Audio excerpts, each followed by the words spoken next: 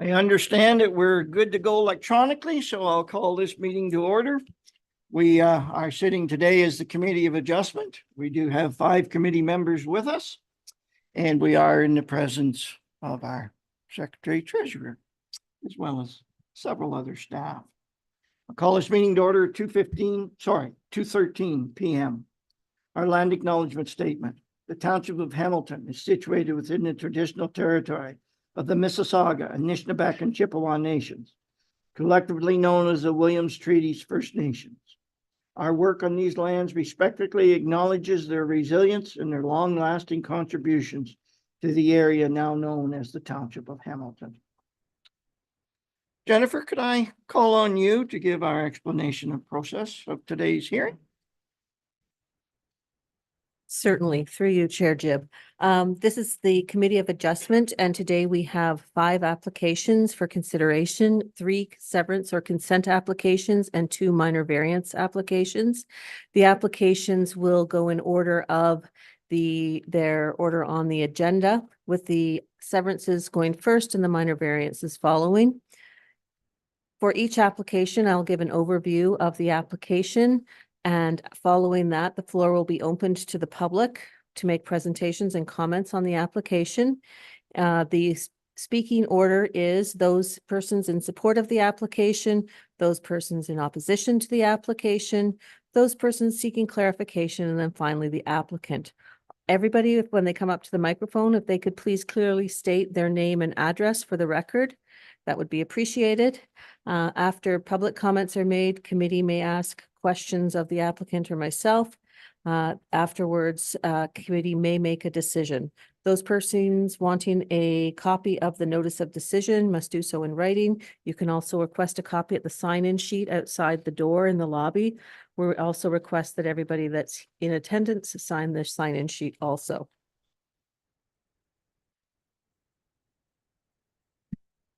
Thank you, Jennifer. Our next item on our agenda is confirmation of the agenda. Prepared motion that the agenda for the Committee of Adjustment meeting held on September 10th, 2024 be approved. Mover, please. Moved by Mark, seconded by John. Questions, comments? All those in favor? Carried. Thank you. Are there any declarations of pecuniary interest by committee members today? Seeing none, that will be recorded. Item 6, approval of our previous meeting minutes, being the July 9th, 2024. That the minutes of the Committee of Adjustment meeting held on July 9th, 2024 be approved. Could I have a mover and a seconder, please? Moved by Bruce, seconded by Larry. Any questions or comments? John. Through you, Mr. Chair, to Jennifer. Plan number in the minutes of the 9th of July, plan 2024-26, the browse for lots 3, 4, 5, and 6. The public comments, were they passed along to the County of Northumberland? Or will they be passed to the County of Northumberland at any given time? I will pass them along to the county. They have not yet been, but I shall. I think it's necessary to pass them on the Engineering Department and Public Works with reference to the stormwater runoff through the culverts and the roadway that pours on these lots, I guess, in the near future. Thank you. Thank you, John. Anything further from any other committee members? Okay, all those in favor of the motion, please. Carried. Thank you.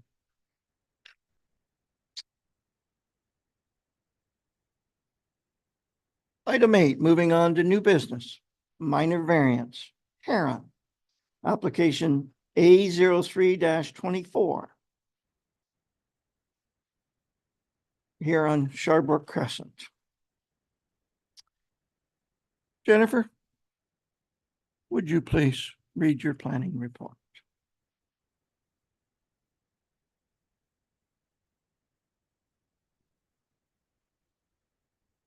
Certainly, through you, Chairman Jib.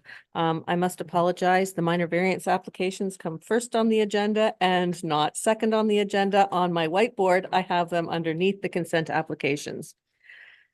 So this is application AO 324. It pertains to a property at 3271 Sharbrook Crescent in part of Lot 19, Concession 4. And the purpose of the application is to permit an accessory structure closer to the road than the main permitted use.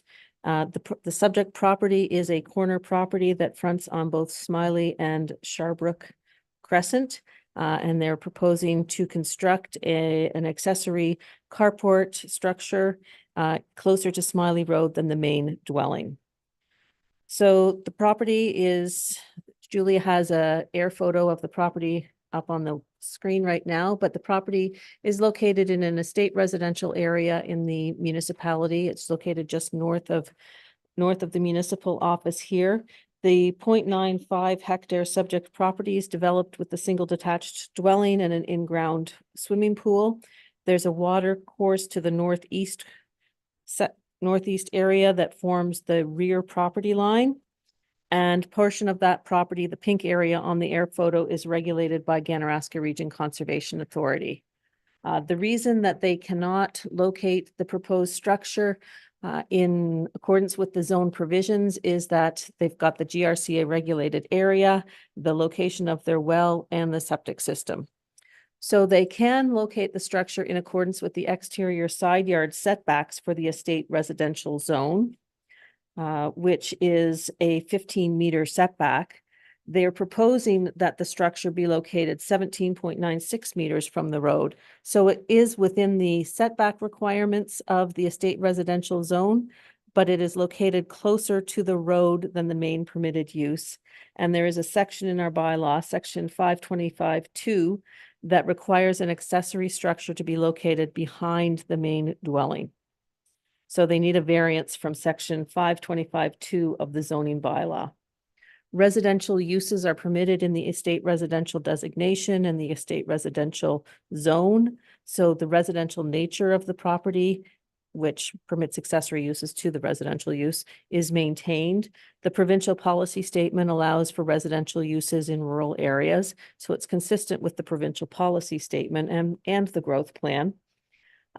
The variance is minor because it meets the intent of the zoning bylaw. It's an accessory structure in a residential zone. It complies with the estate residential setback. It's just the fact that it's located closer to the road than the main dwelling. And I'll just add that this is something that we are looking at in our zoning bylaw update, is to allow for structures to be located closer to the road on exterior side yards on corner lots, so that people don't, provided you comply with your setbacks, so that people don't have to come for minor variances for things like this. So it's something that we're considering in our update. Does it maintain the general intent and purpose of the zoning bylaw? Yes, residential uses and accessory uses are permitted, and the exterior side yard setback is maintained.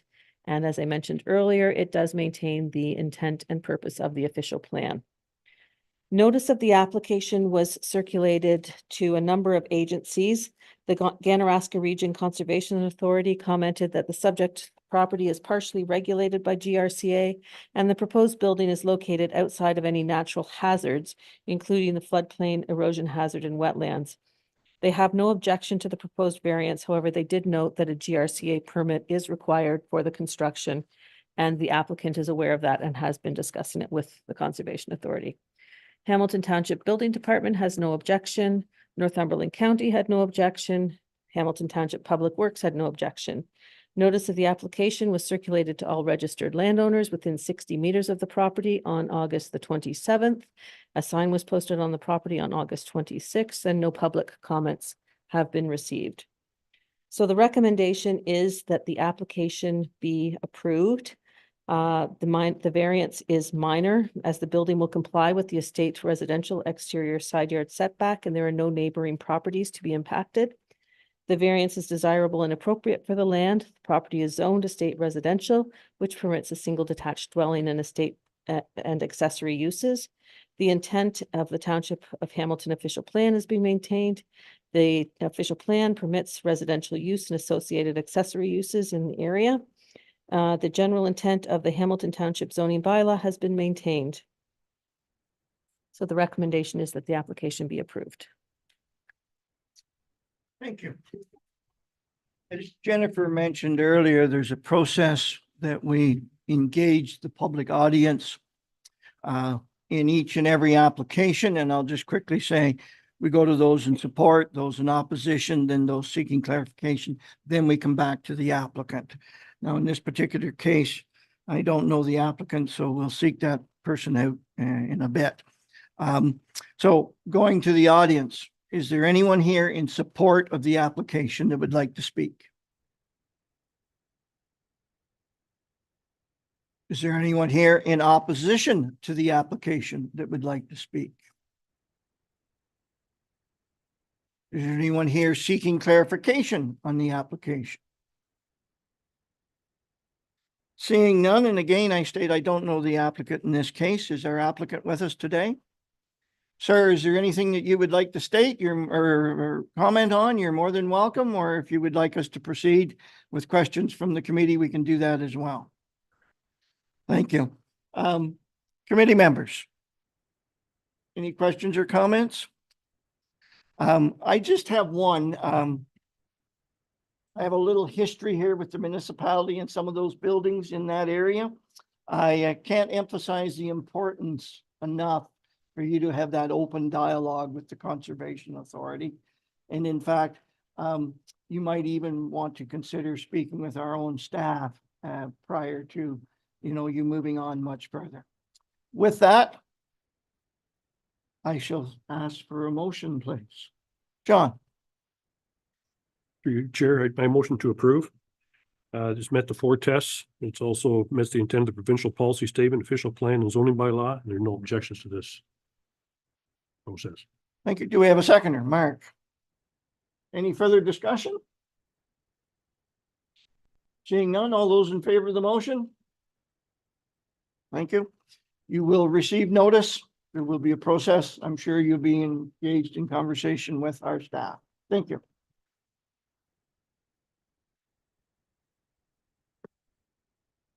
Our next application is for a minor variance again. It's at 7152 Sidey Drive in Bewdley. And it is a Carolyn Bland application. Jennifer, if I could get you to the planning. Certainly, through you, Chairman Gibb. This application applies to a parcel of land located at 32 Sorry, I'm reading the wrong planning report.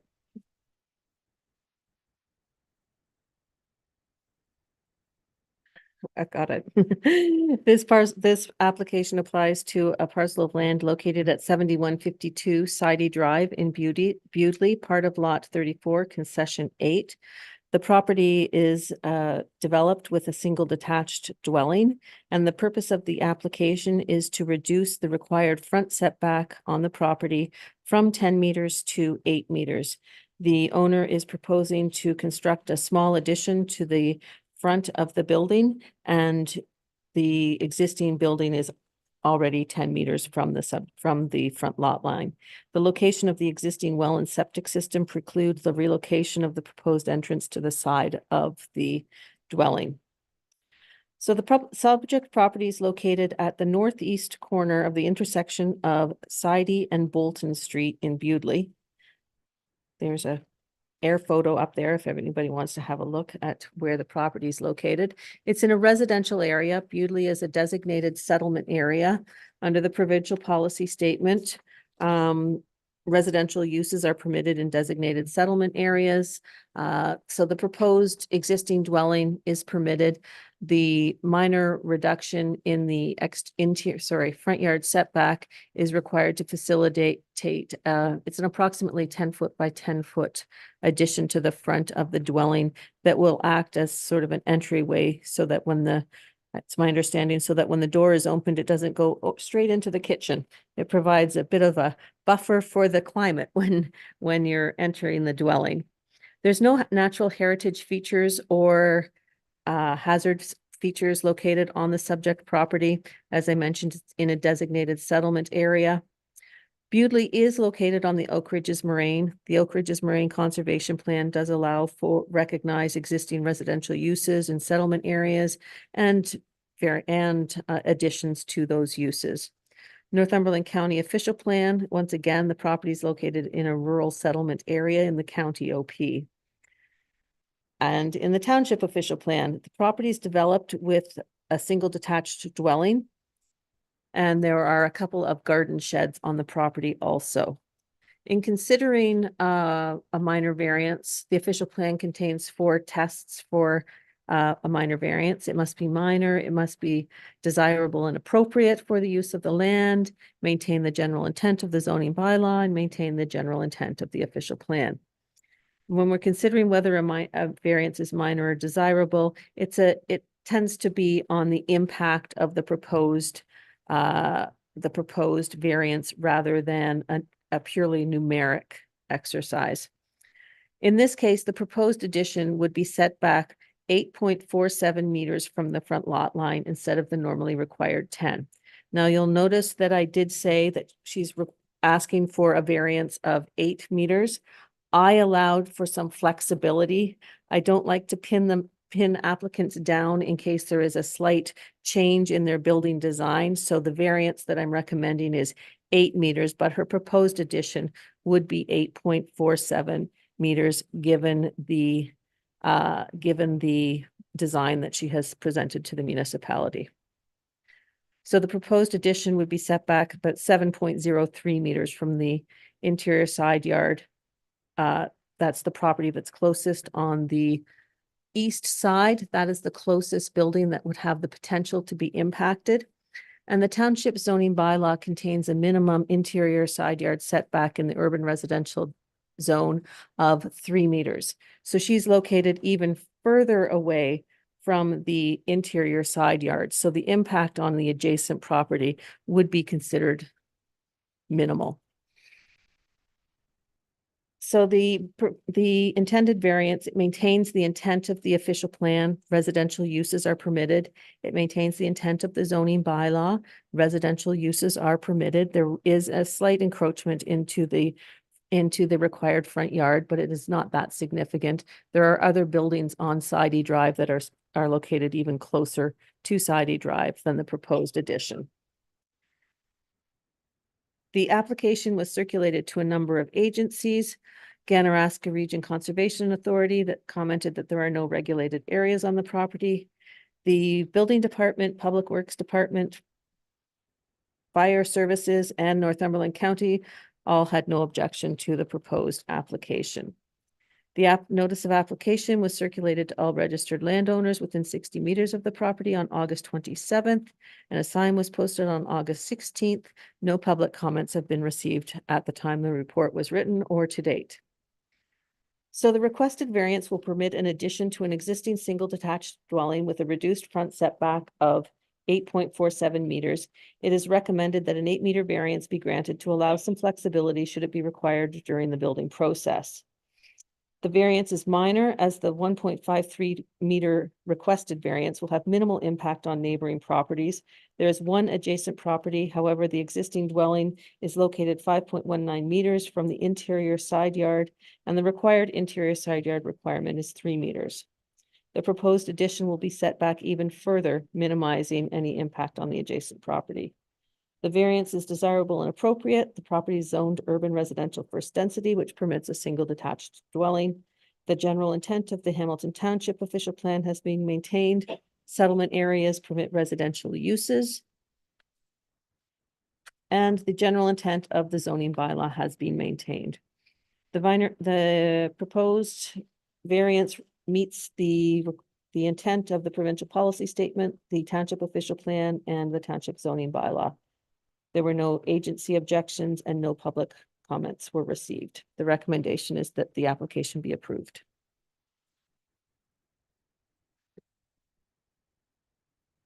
Thank you. Going to the audience, is there anyone in the audience in support of the application that would like to speak? Anyone in opposition to the application? Anyone seeking clarification? Is our applicant with us today? Good afternoon. Would you like to speak or would you be willing to answer questions if the committee have any? Thank you. Thank you. To the committee. Do we have any questions on the report or for the applicant? Seeing none? Could we have a motion, please? Moved by Mark, for.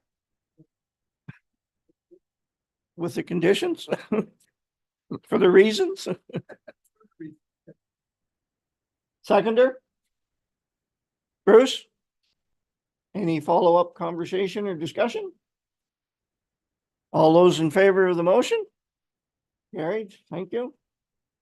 Jennifer, have you got adequate terminology there for your notes? Through you, Chairman Jib, I assume that it was approved based on the conclusions of the planning report and the discussion about its impact and compliance with the zoning bylaw and the official plan. Well stated, Mark. Again, to the applicant, you will receive notification of decision. I'm sure you will be in contact with staff on the availability of your start date and building permit.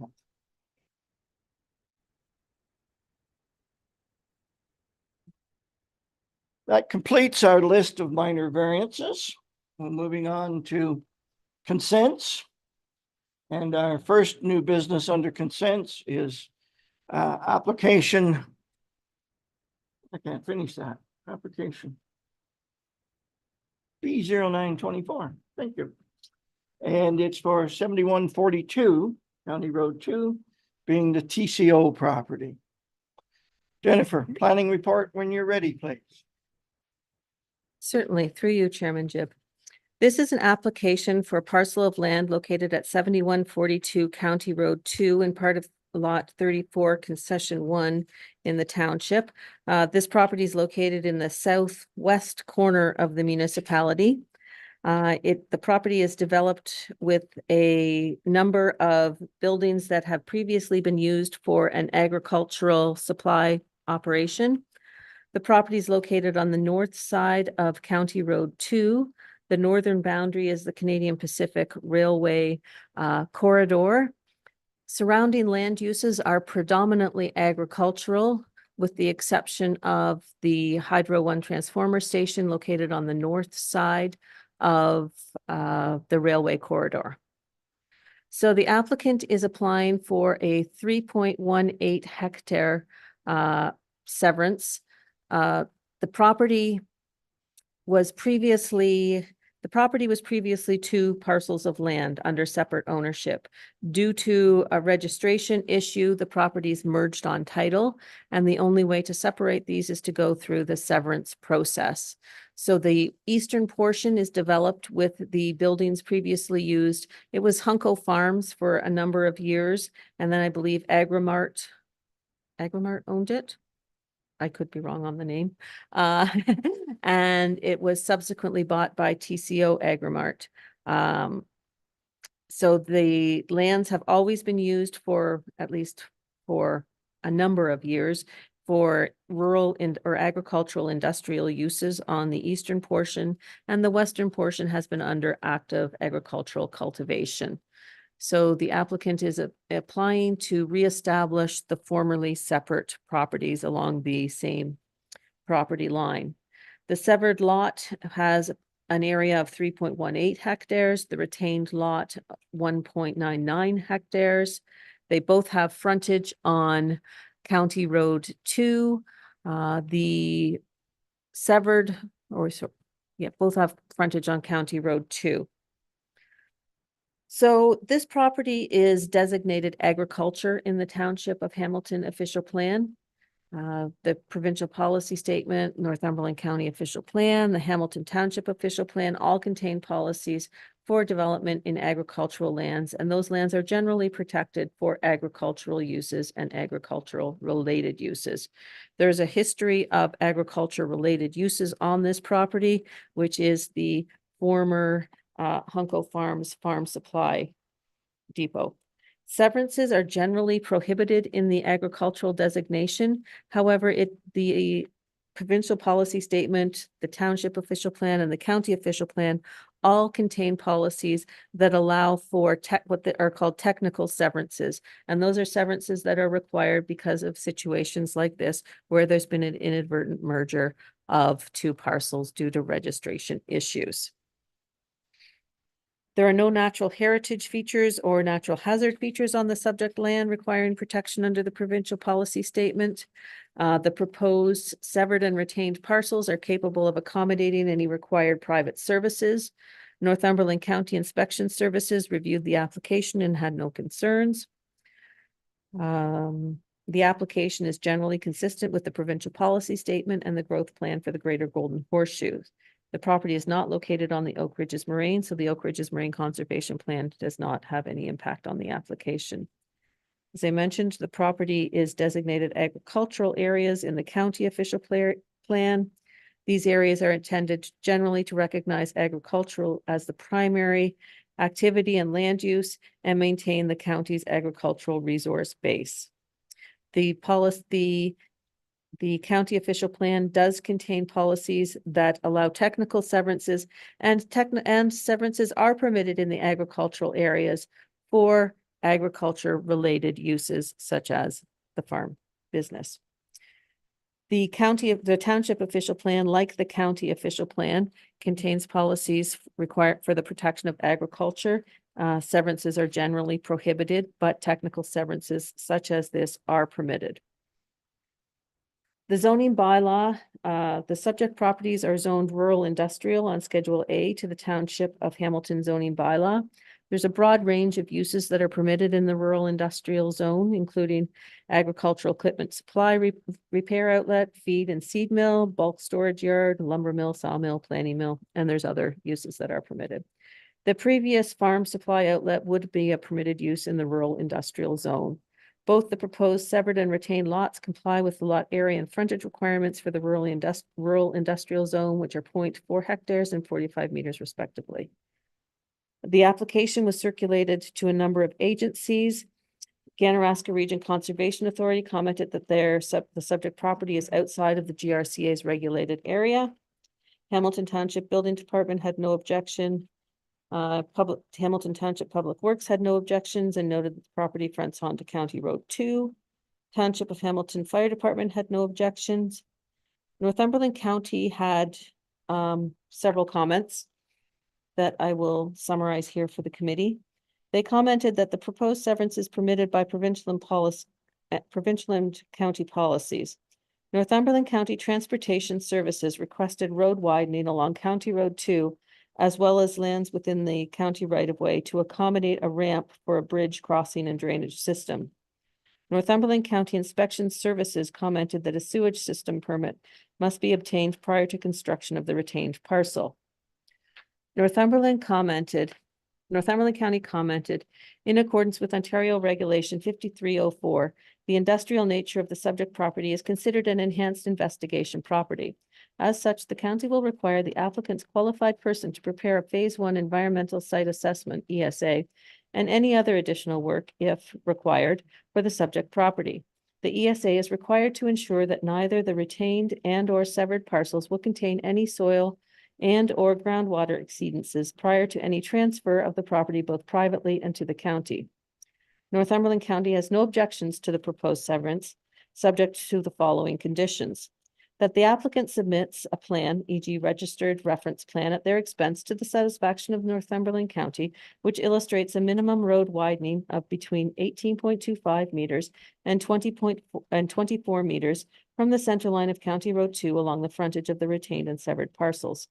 That the applicant deeds a road widening to the satisfaction of County of Northumberland at their expense that is free and clear of all encumbrances, and that the applicant submits an environmental assessment report for review to the satisfaction of Northumberland County.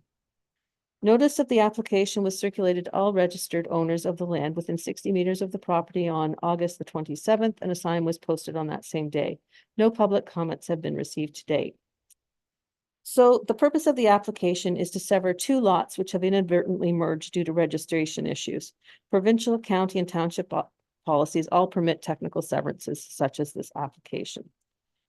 While Northumberland County has no objection to the proposed severance on the condition that an environmental assessment be completed for both the severed and retained parcel, the ESA, the environmental site assessment, is not required by Regulation 15304, which requires an ESA be completed when there is a change in land use from an industrial commercial to a more sensitive land use, such as residential.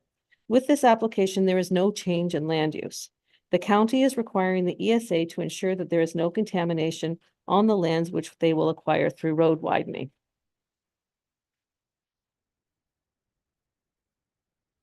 So the application is consistent with the provincial policy statement, complies with the growth plan for the Greater Golden Horseshoe, the Oak Ridges Marine Conservation Plan, and maintains the intent of both the County of Northumberland and Township of Hamilton official plans.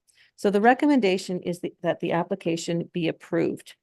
The conditions that I have included in the recommendation do include the requirement for an environmental site assessment and the road widening, and it is up to council to decide whether they want, if they don't want those conditions to be included in the recommendation. When making a recommendation, you can note that those conditions be struck.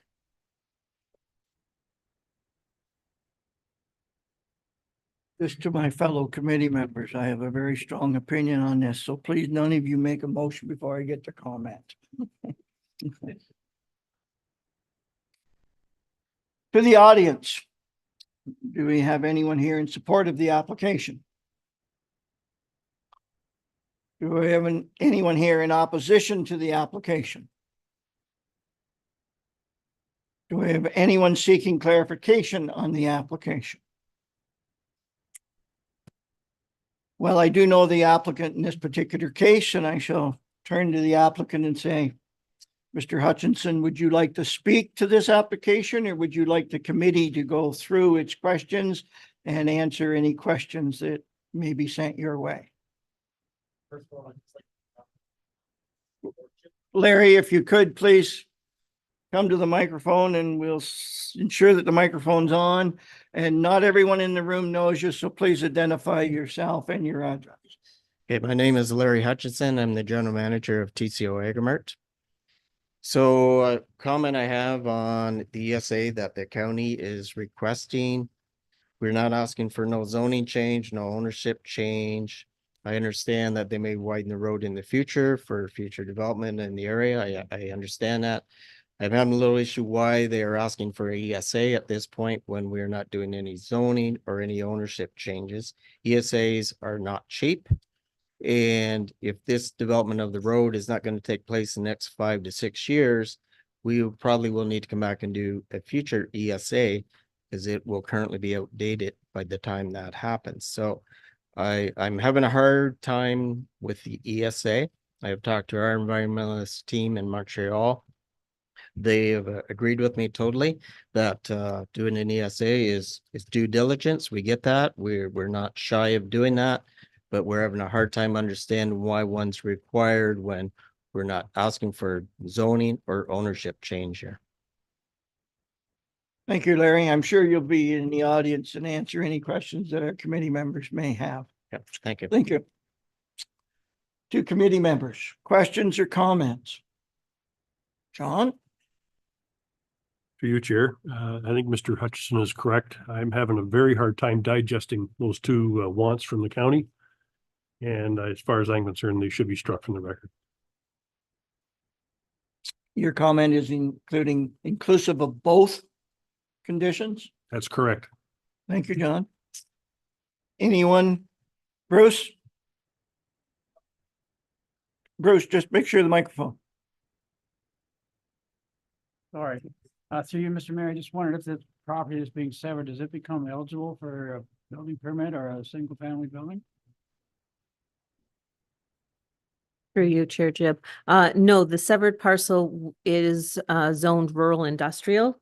So the only residential uses I believe that are permitted are an accessory residential use, and I'd have to confirm whether they are in the rural commercial, rural highway commercial, you can have an accessory residential use. I am not certain whether you can have an accessory residential use yes, you can have an accessory residential use in the agricultural, or sorry, the rural industrial, but the rural industrial use has to come first. It's an accessory use to a rural industrial use. So it wouldn't be eligible for a building permit for a single detached dwelling. Thank you. Any further questions from committee members? My comment that I alluded to earlier was exactly on this topic of the ESA. I can to a point understand the road widening. However, it's causing us, this committee, because the applicant to give land away to the county. And then the second condition is to ensure that that land is suitable for the county to have it given to them. I have a problem with that. I believe committee member Davidson has spoken quite clearly. And I will simply summarize my own thoughts by saying I concur with those thoughts of committee member Davidson. And I'll simply say, do we have a motion on this, please? John, Motion to approve, striking the two conditions that the county put forward for the road widening and the assessment. do we have a seconder to that? Committee member Lovshin, for a second. Do we have any follow-up questions or comments? All those in favor of the motion? Carried. Thank you. Mr. Hutchinson, you will receive notice of decision. I'm sure you will be in contact with our staff. Thank you.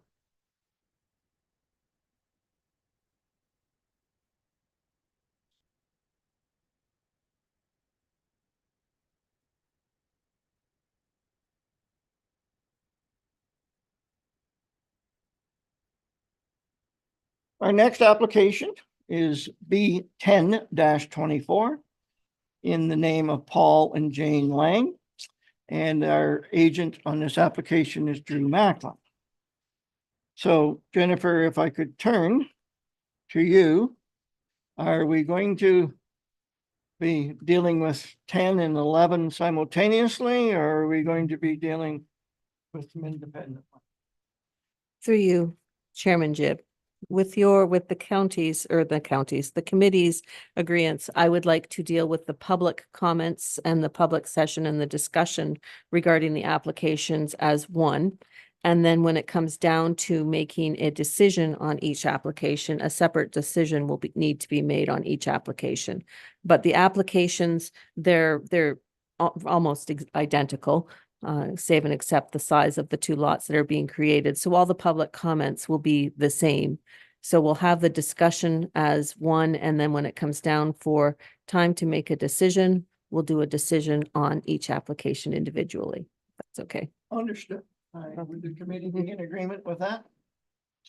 We're getting a lot of yeses. Okay. So Jennifer, the floor is yours. Okay, we have received applications B 1024 and B 1124 for a parcel of land located at 1577 McEwen Road in part of Lot 2 Concession A. The property is located on the north side of County Road 2 at the intersection of McEwen Road and County Road 2. The property is currently developed with a single detached dwelling located in the northwest corner of the property. And the applicants have applied for the creation of a 0.8 hectare and a 1.2 hectare rural commercial lot. This property is located in a designated employment area in the township, and that is why they're applying for rural commercial lots. And both of the severed lots would have frontage on County Road 2. The 0.8 hectare property, which is application B 1024, would have frontage on both McEwen Road and County Road 2.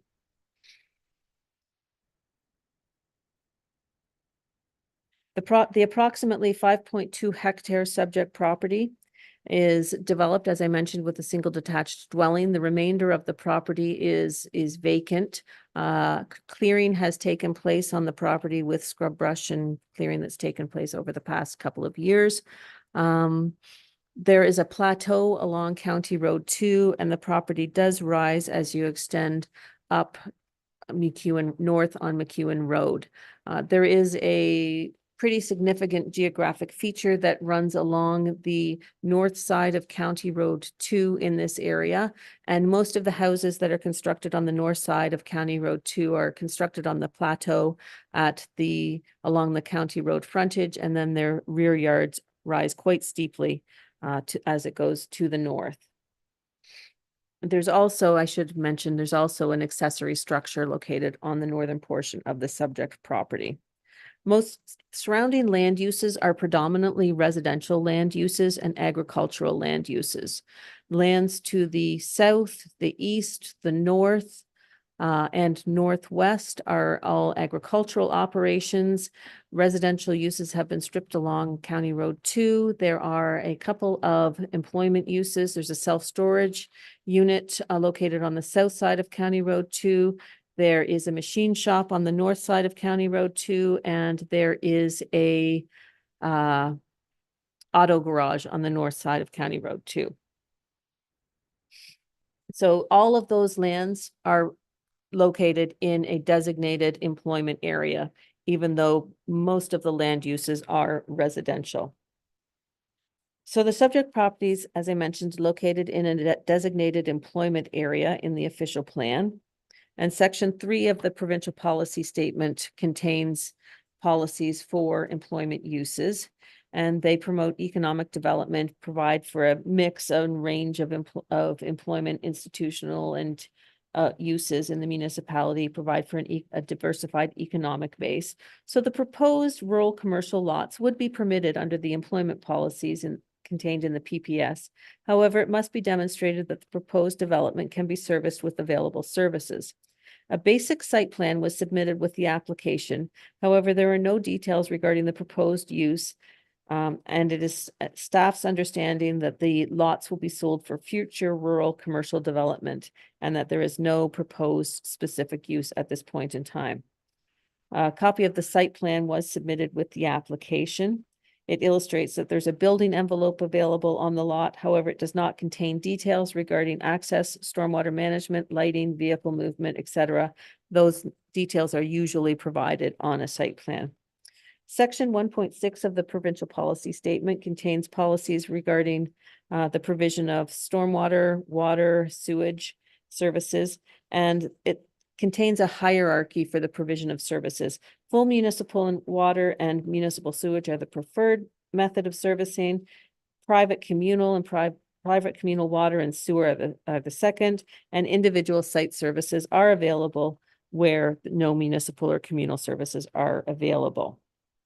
Section 1664 of the PPS states where municipal sewage services and municipal water services or private communal sewage systems and private communal water services are not available, planned or feasible, individual on-site sewage services and individual on-site water services may be used, provided the site conditions are suitable for the long-term provision of such services with no negative impacts.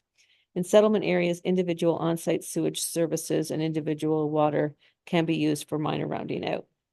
There's no municipal water or sanitary sewer services in this area, and private water and septic services are required. Since the final proposed use of the severed lot each of the two severed lots is not known at this time, servicing details would have to be evaluated at the time of site plan approval. As part of site plan approval process, the applicant would be required to demonstrate that the proposed use can be privately serviced. Depending on the use, supporting documentation may include a hydrogeology report and/or geotechnical report, stormwater management report, functional servicing study, and traffic study or brief.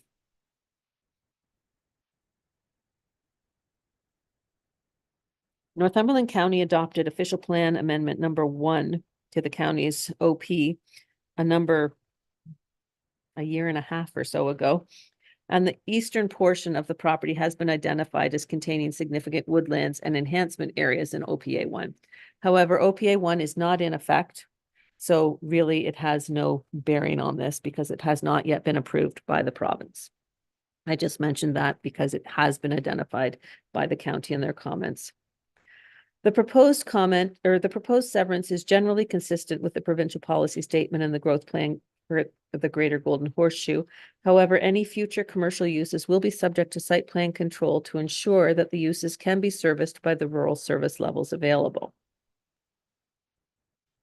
In the county official plan, the property is designated rural areas, and rural areas promote diversification and of economic base, employment areas and opportunities through the provision of goods and services. So the proposed use is permitted by Northumberland County official plan. In the Hamilton Township official plan, the property is designated employment area. It's a very small area that's designated employment. I think it's one of those historic employment areas that has been around for a long time, but really a lot of the uses are residential in it.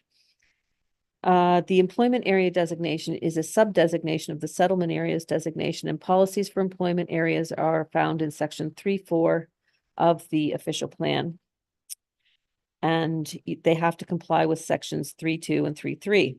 Section 3.2 of the official plan contains policies for commercial and industrial development. Commercial uses shall include a wide range of commercial uses for the residents of the settlement areas and traveling public.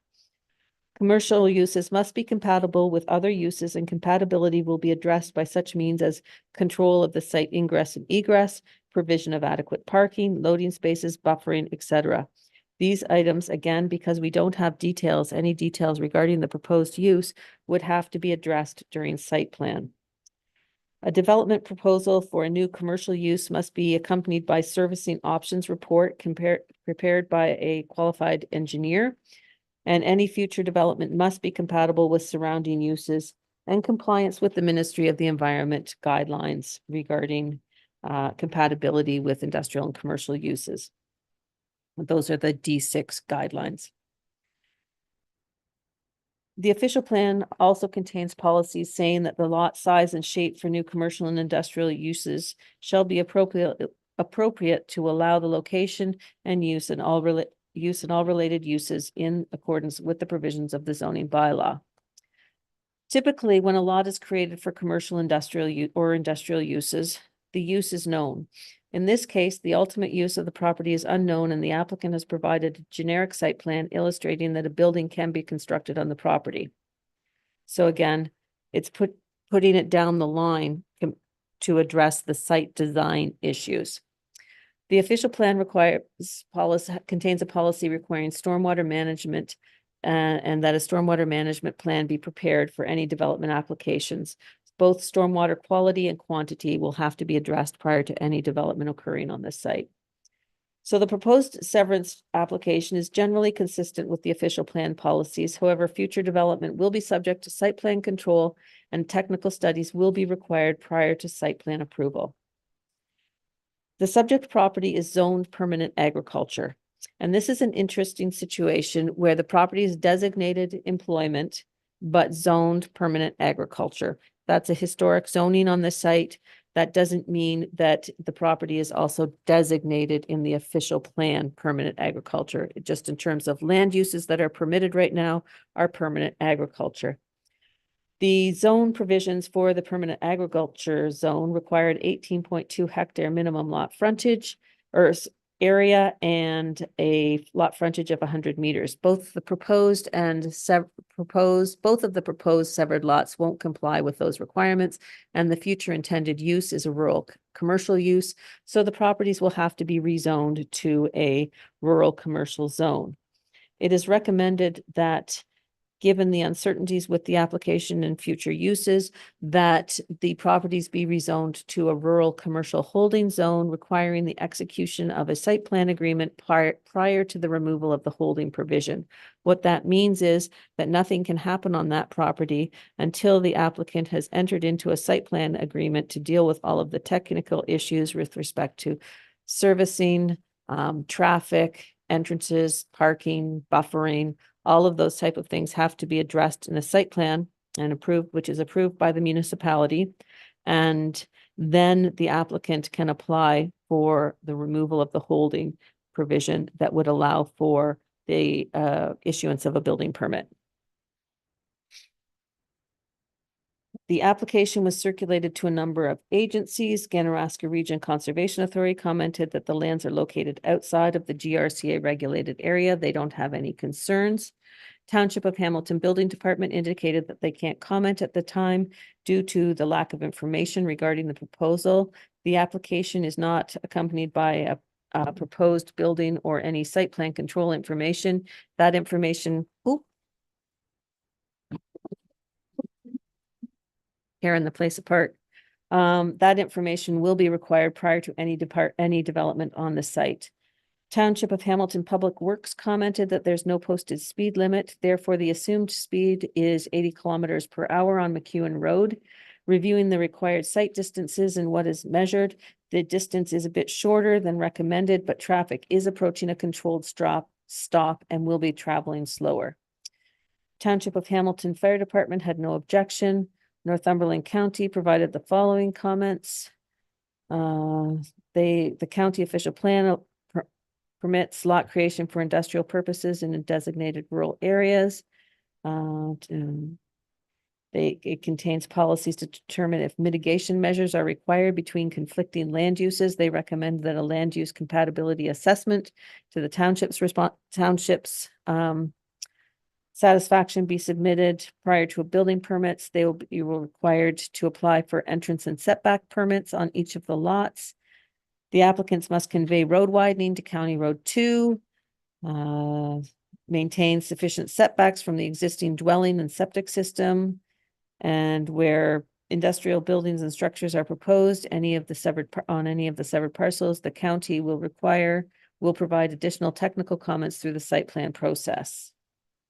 The applicant indicated on their application form that the proposed use for the severed parcel is rural commercial, and the need for a land use compatibility assessment as recommended by the county will be dealt with to see if it's necessary at that time.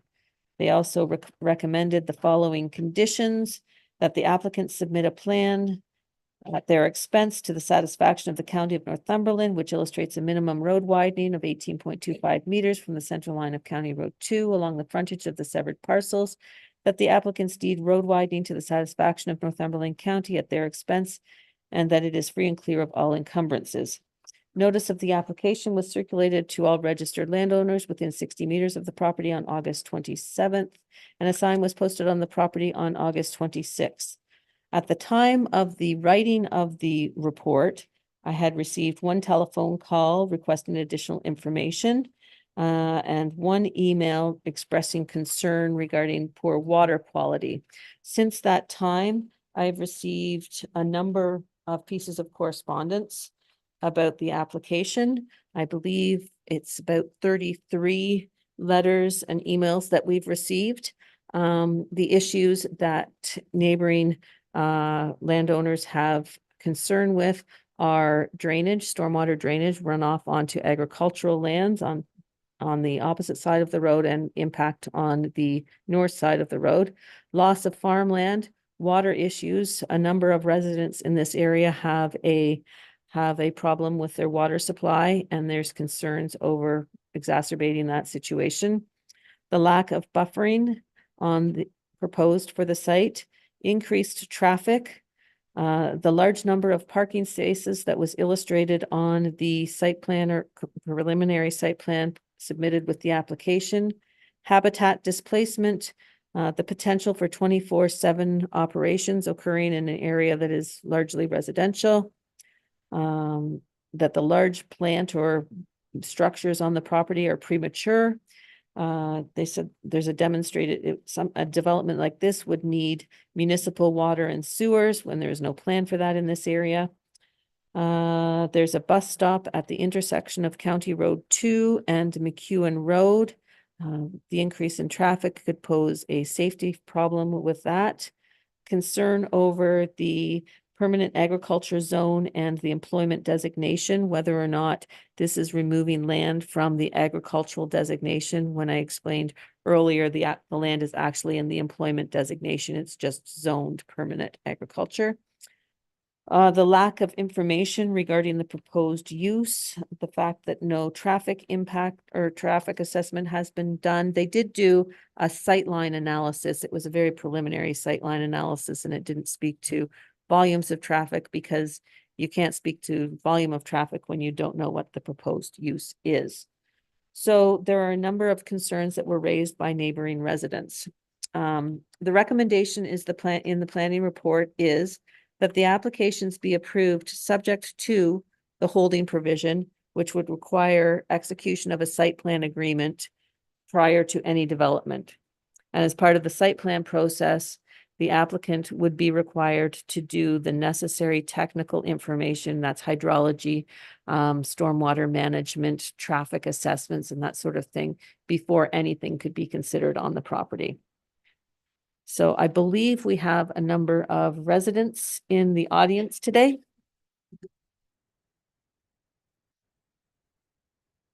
I believe you are correct, and it's not that long ago they were here with us before.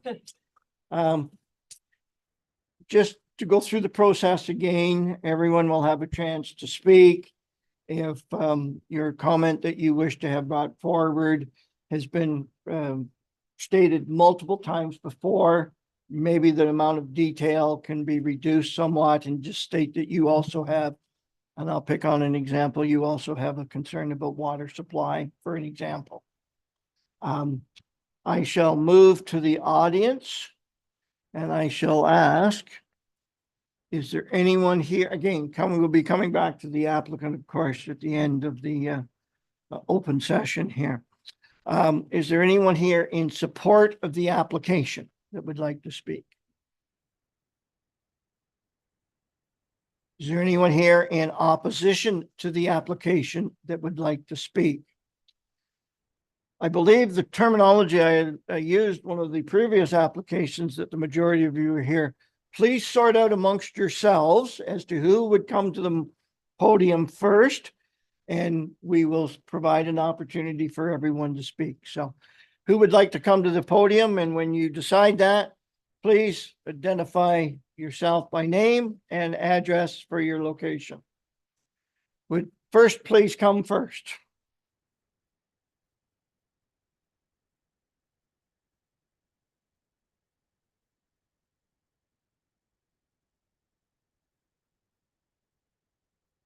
Yes, is it on? Oh, great. My name is Gary Nizal. I live adjacent to the proposed changes. Jennifer stole most of my thunder, but I'll read it out anyways. It addresses both of the severances, so you don't have to listen twice. I recently received notification of application for severance B-1024 and B-1124. On further investigation, I learned the intention of the applicant was to sell these lots to prospective buyers. Rural Commercial Regulations 16 lays out the restrictions for such land. In addition to the listed uses, variances can be applied for at any time. Of particular note, the Rural Commercial Regulations indicate that a single-family dwelling or a dwelling unit may be permitted as an accessory use for the owner or operator of the commercial business. Thus, there is a potential for at least 2 more dwellings to be added to an area which is scarce of water already. Hamilton Township is well aware of my concerns. Where am I? Right. The rough site plan for severance B-1024 and B-1124 indicate the potential for 126 and 135 parking spaces respectively. I know it's a rough plan, but that's what I counted when I got the magnifying glass out. Based on the number of parking spaces, 261 vehicles and their occupants could be occupying the property at any given moment. They will all be pulling from the 2 wells as indicated on the site plan.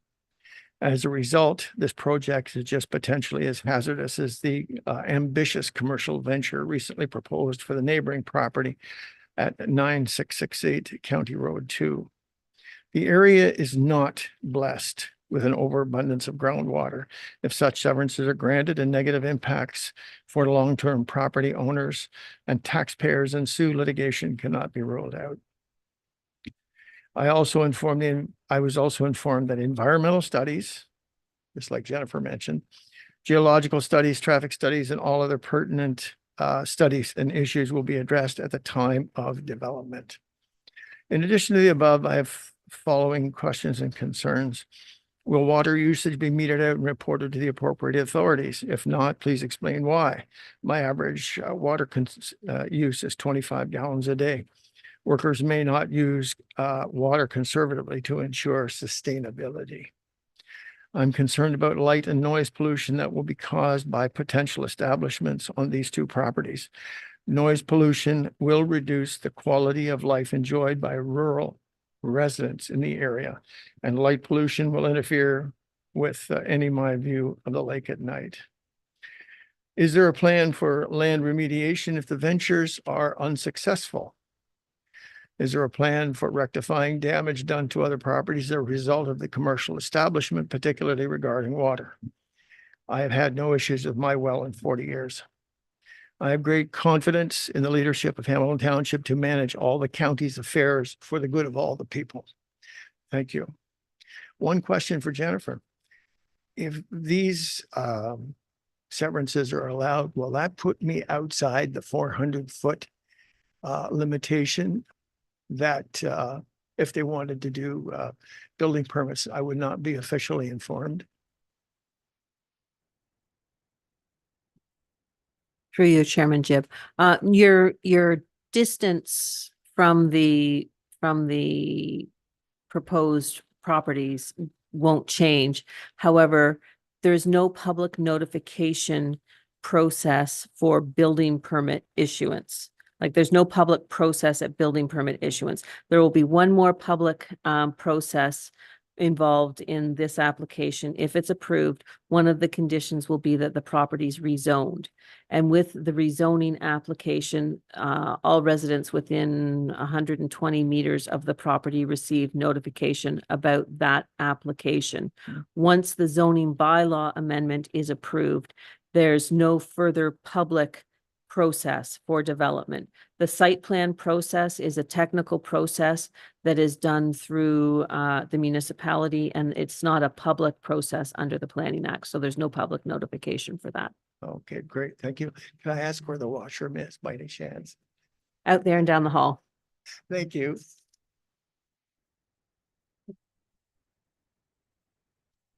Our next speaker, please.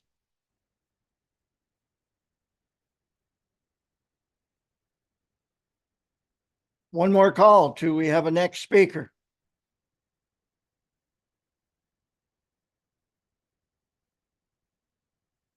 For the record, name and address, please. April Kimmett, and I'm 9714 County Road 2. So I don't have anything big to say. I wasn't actually planning on saying anything except to reiterate that for me, like I'm right on the corner of McEwen and Highway 2. So right across from where the new plots of land would be. So my biggest concern is I've lived there for 18 years and it's always been a bus stop. So that's one big thing. Like the bus stop there has always been worrisome to me in the way that cars come speeding over the hill a lot of times. And then we hear, like when I'm out with my dogs or out with my kids, then we hear the cars slamming on their brakes all the time. On Highway 2, like cars not noticing the bus, whatever, slamming on brakes. So the location of that bus stop has always been really stressful to myself, for my kids. My cousin lives beside my house and it's the same thing for her son. Then little kids who have to walk over the hill and come down, kids from down the street who have to walk. So then my worry is that if there was some sort of business with extra traffic coming, that it already is bad enough. Like you wouldn't think that road is busy, but it actually is quite busy. So anyway, so that's one big thing. And the other thing is just to reiterate the water, like it's bad. It's been a Kimmett home for I think since like 1956 or something, like my grandparents lived there. It's always been Kimmets there, and all my life, I've never known it to be as bad as what it's been the last 10 years or so. So then I'm filling up my well like once a week, once every 2 weeks, from August all the way through to November. Sometimes earlier, sometimes it goes a bit later.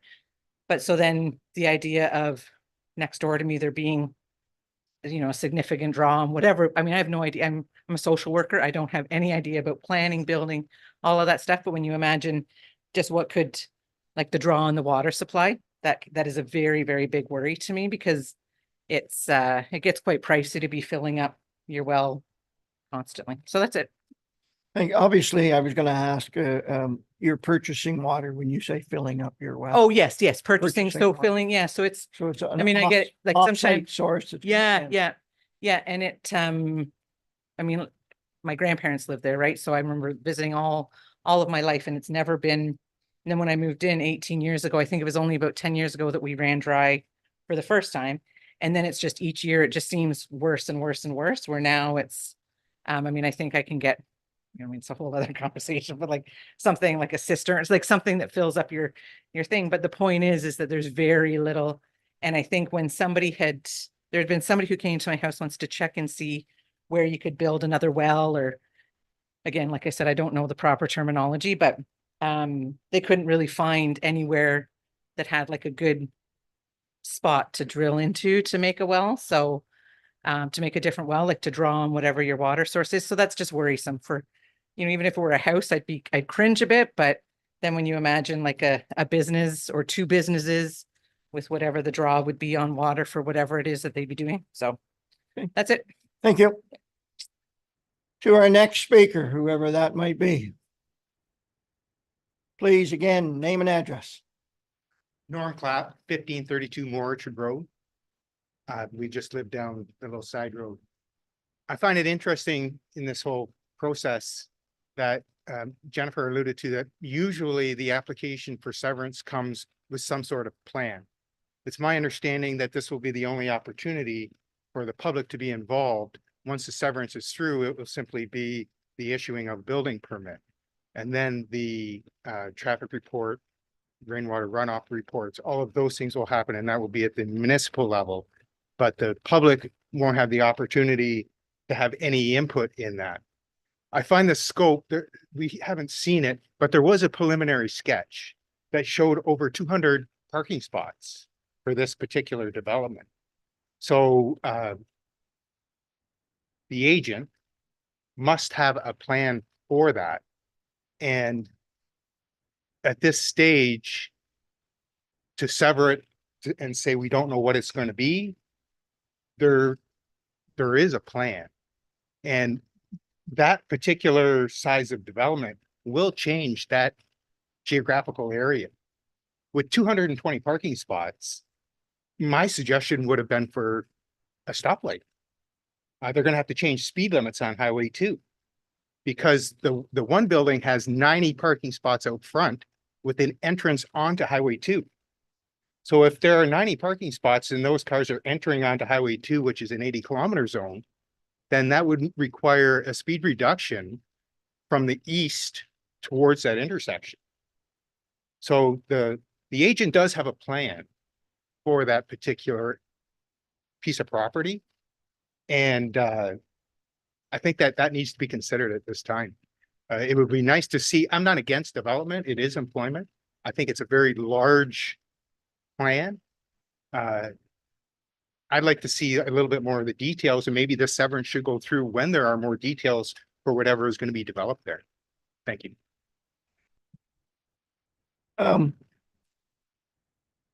Jennifer, there is one more public process. And that public process, I believe you've indicated, is a rezoning process. That's correct. And what type of information might be available to the public during that process?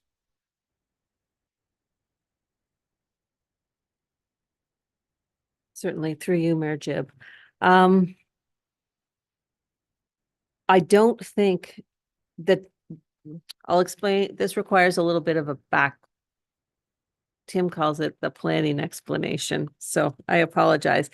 Consent is granted conditionally upon a number of conditions. And one of the conditions in this, for this application, or one of the recommended conditions, is that the property be rezoned. Now, the conditions of consent have to be met within 2 years of the approval. So that means within 2 years, they have to apply for the property to be rezoned. The recommendation is that it be rezoned to a rural commercial or rural commercial holding zone, requiring the completion of site plan approval. If there are no details provided regarding the proposed use at the time of the submission of the zoning bylaw amendment application, I would anticipate that the applicants would be applying just for the basic rural commercial zone, which permits a broad range of uses. Now, I do acknowledge that the rural uses that are outlined in the zoning bylaw are generally, I don't have them all listed here, but they are generally not high water consuming uses, because we acknowledge that they have to be undertaken on private services. So that is understood. But if the applicant doesn't know the ultimate use at the time of the submission of the zoning bylaw amendment application, there probably won't be many more details available at that time than there currently are, because it's pushing down the line the technical information that's required to review and evaluate a specific land use on the property. Because a warehouse will have one requirement with respect to lot coverage and stormwater management, runoff and different things, whereas a contractor's yard may have different requirements. So there's different requirements. And unfortunately, we wouldn't be able to evaluate those until we received an application for site plan approval. And when we receive an application for site plan approval, or prior to receiving an application for site plan approval, we have a pre-consultation meeting. And at that pre-consultation meeting, the township, the county, not in this case, GRCA wouldn't be involved, but it would be the township and the county would provide the applicant with the list of studies that they're required to do in order for the application to be submitted. And the conditions or the studies that I anticipate would be required for a development on these lots would be a hydrogeology study, maybe a geotechnical study, stormwater management study, traffic study. I don't think that there may be a need for an environmental study. Those are the bare minimum kind of ones that I'm thinking would be required. The site plan that was submitted in support of the application, that was submitted, it's probably my fault that site plan exists, because during the my initial discussions with the applicant and his agent, I said, well, we don't know what's going to be on these properties. We need to see that there's a building envelope, see that you can get what you want on this. And they just drew something very rough together to say, look, we can put a building on it. We can meet your parking requirements and that sort of thing. It's not to say that I don't think that they anticipate a use that requires 220 parking spaces.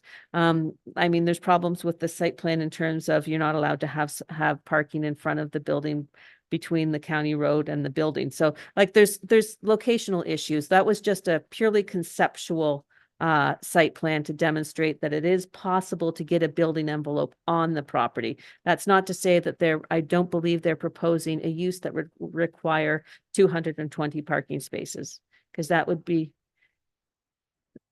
Jennifer, Yeah. for a point of clarity, everyone in the room will know 100% of what a hydrogeology report is.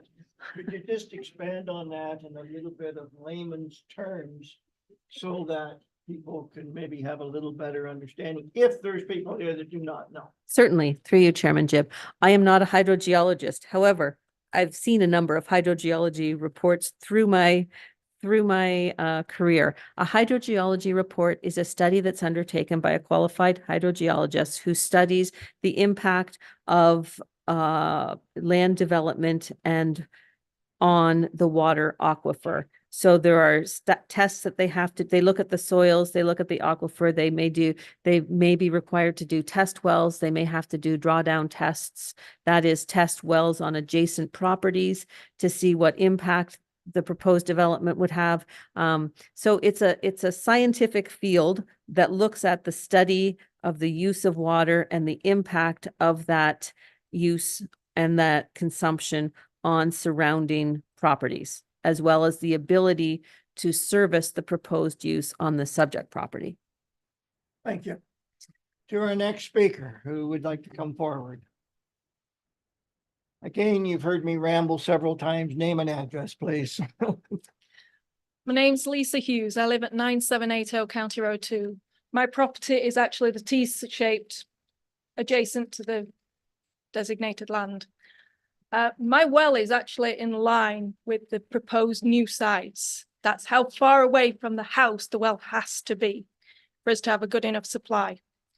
I'm also concerned now, after hearing what's gone on, about water runoff. During winter, the front of our very T-shaped bottom has a lot of runoff water. Our driveway can flood over. If there's any hardcore standing on any of them, the water will flow our way. You will be blocking us into our property.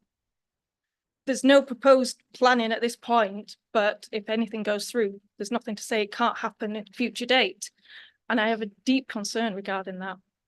You may be isolating us as to property in winter. Thank you. Thank you. Anything further? No? No. Thank you. To our next speaker. Please. Joe Del Rosario at 9701 County Road 2. Just a question for Jennifer. I'm trying to understand there's all these studies that has to be done. And then you alluded to the EAS that might not be required. So I dealt with the county when I first moved in, and they told me the drainage after McEwen Road is forced to the east, right? Because I've got a culvert going into my property. And they said that wasn't a concern. And then when they told me that, they said that drainage drains into a creek. So I don't understand why that would require a EAS if the drainage from that property will go into a creek. Again, we would at the time of development application, the list of required studies would be reviewed with the county to determine the exact extent.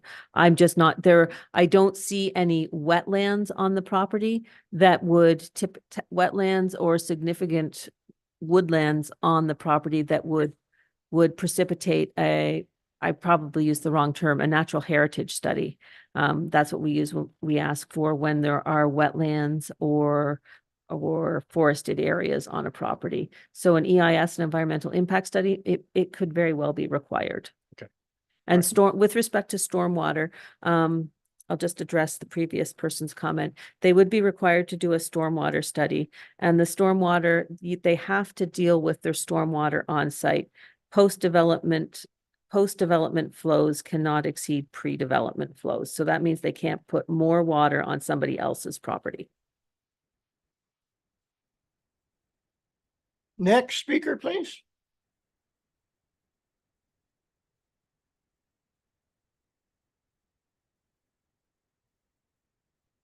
Hi, I'm Kathleen Martin, 9654 County Road 2. And my question is this employment area, like we're getting these plans in for larger projects kind of fast now, like this is the second one in 2 months. And it's really stressing out the residents with their water issues and everything else. Is there a way to redefine this employment area as small businesses? And then we don't have this problem of, becoming an industrial park? Jennifer, you're going to answer that and you're going to say that it's part of an official plan update process. However, I'm not a planner, so I'm not giving out that answer. The only way generally to take away the employment opportunity, employment designation in this area would be to redesignate it through a comprehensive review of our official plan. And that is something that council could consider. It's a historic designation. Really, the only employment areas that I can recall in the area where there was a small restaurant, then there was like an auction barn behind it. And there's the commercial self-storage, the auto body shop, and a machine shop in the area. With the exception of those uses, everything else has been residential. So that is something that council could look at during the official plan update process. But I don't think it would be possible to, I don't know how, I shouldn't say impossible. I don't know what would be how we could go about permitting small business, because who defines what small business is? Right now, the uses that are permitted are rural industrial or rural commercial uses. They tend to be dry uses, meaning that they're not water consuming uses in their process. But the water is also required for office workers and that sort of thing. But the Well, official can we plan. motion it to look into this so that we don't have, we're not turned into an industrial park eventually, because like as houses maybe get sold, or, you know, it could keep going and going and going. That is something that our staff can bring forward to a different committee, even though you're seeing our faces as council members, we're actually sitting as the Committee of Adjustment today. And as such, we can't respond to that as council members, because that's the business of council. So I'll simply say, I'm sure our staff can bring forward a note on that for discussion to the appropriate level in the future. And I think those notes are made. Okay, great, thanks. And to our next speaker, if we have one. I'll call a second time. Next speaker. Seeing none, we shall move on in our process. Is there anyone here seeking clarification? Seeing none, we can come back to the applicant. Mr. Macklin, you're here as agent. Would you like to speak, or would you like to have me move on to committee members?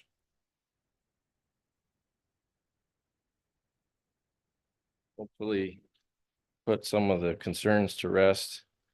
Our family's been in the area since the 1830s. We've seen a lot of growth and development over the years. And I know the property owner, when he purchased this piece, you know, purchased it with the employment area in mind. He has had a number of potential purchasers come with the intention of developing this piece or putting a building on it or a use on it. And they've moved on to other parcels that are already created. Lot creation has already occurred. So that's where the struggle lies with being able to provide a use for the property until it's a chicken and the egg scenario, right? We can't determine the use until there's something there that can be sold and a use put on. The township in their official plan designates it as employment. We need employment areas. This area does support rural commercial, rural industrial, and the property owner is simply looking to create 2 lots that are, you know, within the designation of the township and help support the other employment uses already in the area. I did want to clarify that the smaller lot proposed at the corner of McEwen and County Road 2 was for rural commercial, and the application for the other lot was rural industrial. So I just wanted to make a note of that. They're very similar, but just for clarification purposes. Province and county both promote this type of development. Ganaraska Region Conservation Authority didn't have any concerns. You did mention the traffic and sightline report, so it has been looked at in a preliminary form to make sure that it's supportable, which both entrances are. And yes, the property sketch that has been drawn was simply a sketch. It's not what's proposed. It's just showing, and again, the township asked for something that shows kind of what's the maximum that could be put on here. So that is absolute max building size, and the parking requirements, I believe those are more urban requirements. Because it's asking for in the industrial 1 space per every 400 square feet. And in the commercial 1 space for every 300 square feet. So they both seem quite excessive numbers for a rural development. And again, this isn't an urban industrial park or anything like that. The rural uses, just for example, some of the uses could be an agricultural equipment supply and repair location, a butcher shop, greenhouse, nursery, garden center, a contractor's yard, which was actually one of the proposed uses. But again, that guy moved on because there was no lot available to purchase. A craft shop, there can be farm, lawn, garden supply and equipment dealerships for those farm, lawn and garden. Storage warehousing, canning facilities, a cheese factory, welding shop, bulk storage yards, factory outlet. I mean, these are just, that covers most of the list, actually. So hopefully that gives some of the neighbors a feel for what could be intended for this site. If I was a neighbor, I would be interested in it too, and curious as to what is going on. So I'm trying to divulge as much information as I can, so that there's a comfort level or an understanding moving forward. Where this type of development borders on any residential area, the requirements are that there's a buffering landscape put in, whether it's a berm or a hedgerow. In the zoning bylaw, it's 2 meters high by 3 meters wide. So that's kind of the buffering zone you'd have from a landscaping perspective. I just want to reiterate that there is no development proposed at this point, just the lots created so that it allows the ability for the property owner to sell the lots that would have to meet all the requirements, all of the studies that are required to meet the requirements of the township, of the county, the municipalities in general. So, yeah, in general, and just to wrap up, just wanted to thank the Committee of Adjustment for recommending this application for approval. It's consistent with the PPS growth plan, conservation plan, and consistent with both the county and the township objectives for employment lands. Thank you, Mr. Macklin.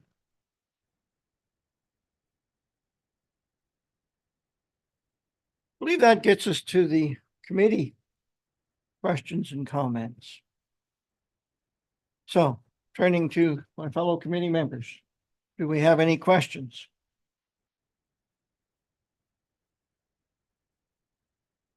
Oh, through Larry. Committee member Larry. Thank you, Chair. It seems to me that everybody that's come up to the table, they've talked about the water issue. And Mr. Macklin indicated that some of the possible uses of this, for instance, landscape company, some of the others indicate that probably would require a lot of water use. I'm just wondering if we shouldn't defer this and ask staff to come back and take a look at these possible uses, because without any idea whatsoever of what's going to be on this property, I can see the concerns of the residents that surround it. So I don't know if we can ask staff and council to take a look at this. I don't know. I can see there's a lot of objections here. That's the only thing I've got going for me. I don't know about anybody else. I'll sort of buy into that a little bit and ask for a bit of clarity. Certainly, we have in the previous meetings heard of water concerns. And again today, and I think that's very clear and very, very easily understood. However, my question to staff, slightly modifying committee member Williamson's question, is we are sitting today as the Committee of Adjustment. And our process is limited to the application in front of us, which is an application for consent, most commonly known as a severance. As we move forward, do we have a better opportunity to deal with the rezoning, the holding zone, and the limitations of some potential uses more so than we do today? So I'm I'm adding to Larry's question. I'm not trying to detract from it. Yes, one of the conditions of consent recommended with this application is that the property be rezoned. That application for a rezoning would be heard by council. Same people, different hats. And at that time, council could request that the uses on the property be limited in scope to ensure that they are not heavy water consuming uses. So that could be dealt with at the rezoning stage. You don't have to hold up the consent applications because the committee discussing what uses are permitted on a parcel of land isn't really the purpose of this committee. This committee creates lots. Council determines what uses can go on those lots. So the scope of uses that could be permitted, if they apply for the, say the rural commercial or the rural industrial, I can't remember, he spoke about a canning facility being a permitted use.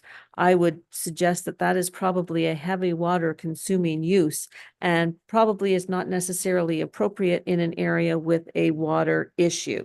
So you could come up with a special, we call them special zones here, and specify which specific uses are permitted on the property. So it would be a rural highway commercial exception 32 zone permitting. Take for instance, a contractor's yard is probably not a heavy consumer of water. They may have a building that has a bathroom in it, but they won't have the same consumption of water as other. If you wanted to rezone the properties to rural highway commercial or rural industrial, whatever uses, and specifically exclude accessory residential units because adding a dwelling onto the proposed use would be a heavy water consumer. But that's for council's consideration, not for the Committee of Adjustment consideration. But those are discussions that could be had with council at the time of a submission of a zoning bylaw amendment application.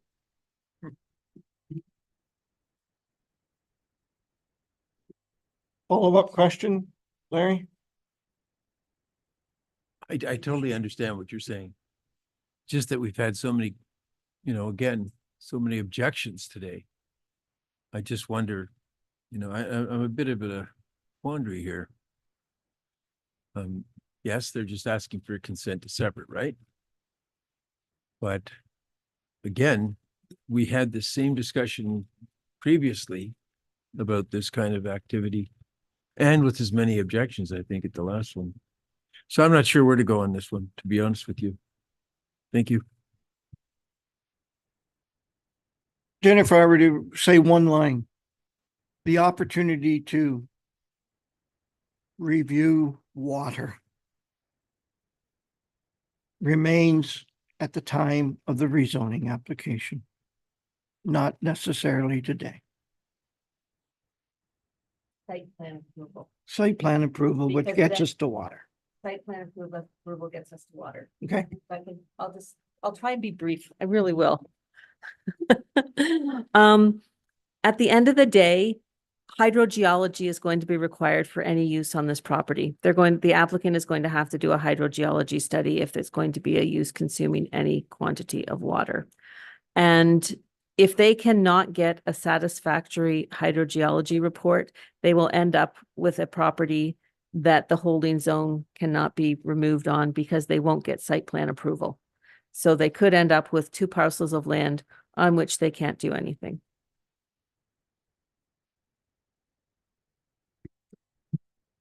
Follow-up questions from committee members? Bruce? Microphone, Bruce. Jennifer kind of answered my question. I wondered how much control a hydrogeological study has. If they say, no, there's no water, then that would definitely limit anything that could be done there.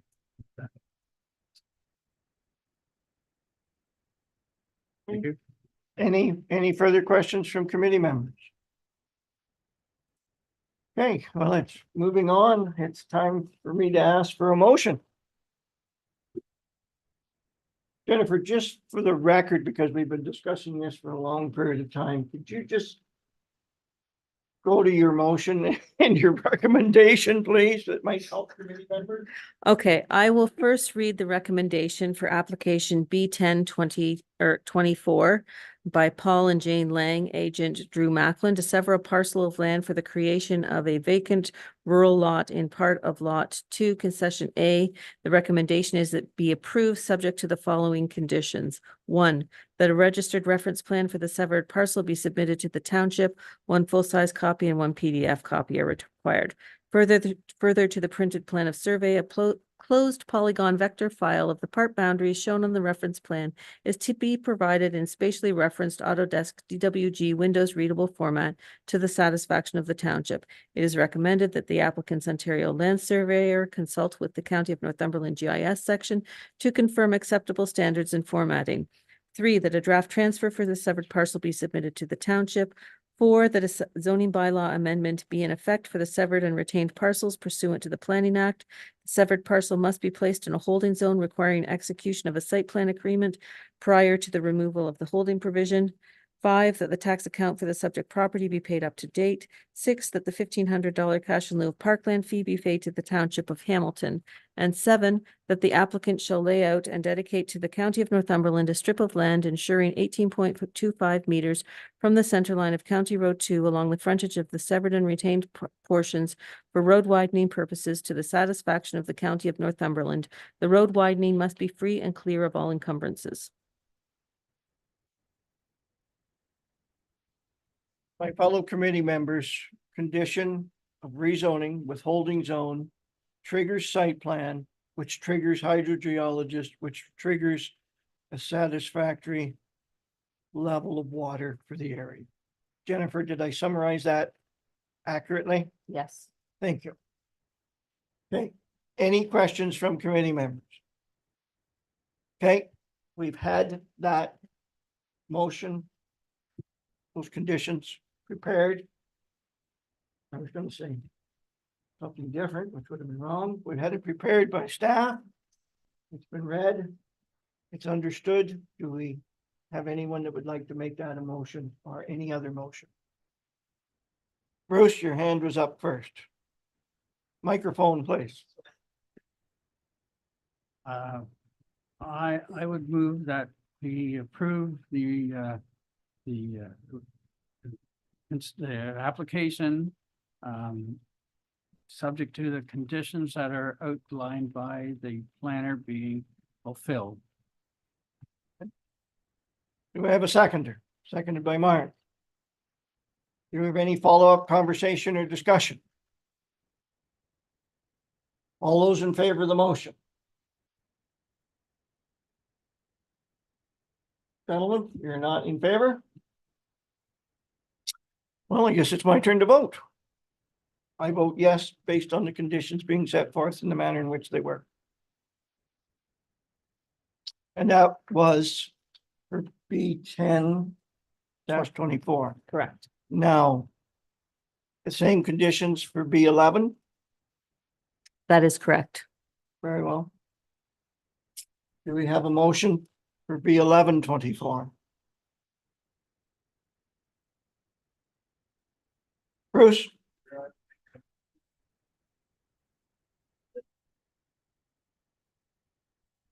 Do we have a seconder for that motion? Second by Mark. Any further conversation or discussion? All those in favor of the motion? Same as last time. I will break the tie based on the fact of the conditions as they were set forth. I vote yes.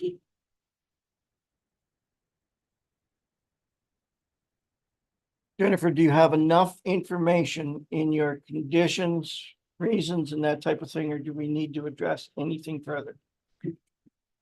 No, I believe I have enough information. You are approving them based on the conditions and that hydrogeology will be addressed through zoning and site plan approval.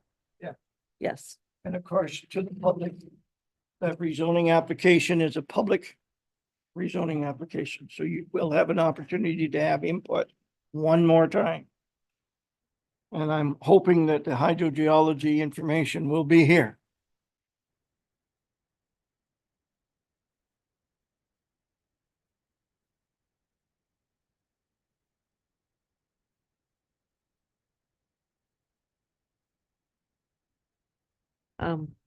There have been changes to the Planning Act regarding appeals, and only certain prescribed bodies are permitted to appeal consent applications. I will check the regulations with respect to zoning, but I'm not sure if that has changed recently.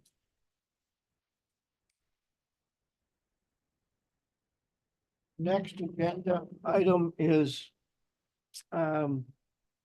B 12-24 being the consent application of Janinga. This is an application that Jennifer's going to speak to right now, please. This is an application, you don't receive these very often. It's an application for the issuance of a certificate of cancellation that would cancel a previous consent decision by the Committee of Adjustment. It's relatively new to the Planning Act, and the ability for the committee to grant these decisions was approved a couple of years ago. Basically, what it does is it cancels previous committee's decision. So it's as if that consent never happened. And usually it is used when we're trying to consolidate properties that were subject to a lot addition application. By canceling the previous consent application, we no longer have to do that strange little thing where you might take a 1 square meter out or 1 square foot or out of the corner of a property so that it wasn't the same as it was previously granted. We just cancel the certificate and the lawyer can consolidate the properties. So the applicants applied for a severance in 2023 to add 1.69 hectares of land to a developed 3.33 hectare parcel of land at 7855 Vimy Ridge Road. And they're applying to cancel the consent that was granted B 13387 to allow for the properties to merge. So the recommendation is that the application be approved.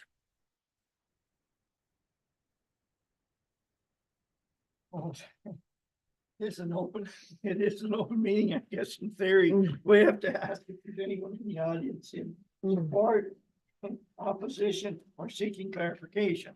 And I don't believe there's anyone present. Anyway, two committee members, and I know our applicant's not here. Two committee members, any questions or comments? Bruce? So can you just clarify? So does this stop what was approved that day? No. No. Sorry. What this does is it cancels the consent that was granted in 1987. So because the surrounding lands are not owned by the same person, that parcel will still exist as a separate entity. It just doesn't exist as if it was granted by consent. And because it wasn't granted by consent, that means that they can add these other lands, the lot addition lands to it. If the adjacent lands were owned by the same people that own the Coles, that if the Janinga parcel was owned by the Coles and they owned both of them, we couldn't cancel the original consent because then it would just merge back into the original larger agricultural property, but they don't own the larger agricultural property around it. So we're just canceling the original consent. It still exists as a legal property, but it just as a mechanism that allows us to add the other lands to it without these merger agreements and weird 1 foot, not weird, sorry, the 1 foot additions into the road allowance. Any other questions? Okay. We have a prepared motion that the certificate of cancellation be issued by the committee in relation to consent application B 133-87 located in part lot 25, concession 5, being part 139R 2821 Township of Hamilton.